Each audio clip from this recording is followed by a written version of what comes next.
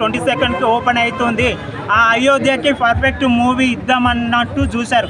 కానీ హనుమంతుడు ఉండు భయ ఆ మూవీలో. హనుమంతుడే.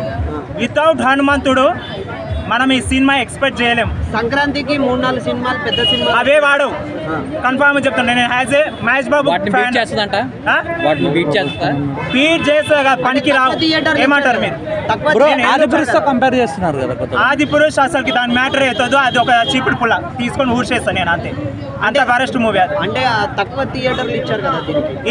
ఈ మూవీతోనే ఖచ్చితంగా కార్తికేయ మూవీ చూశారు కదా, అలా పెరుగుతుంది.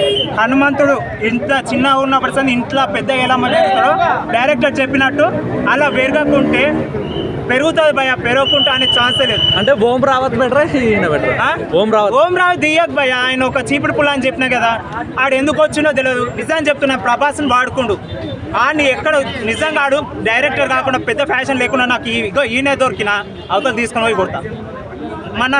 మన హిందుత్వాన్ని తీసుకోవాలంటే ఇట్లాంటి ప్రశాంత్ వర్మ, ప్రశాంత్ నీల్, రాజమౌళి ఇలాంటి పెద్ద ఏమంటారు మనిషి పైసలు పెట్టి తీసేటట్టు కాదు భయ. ఇక్కడ ఉండాలి.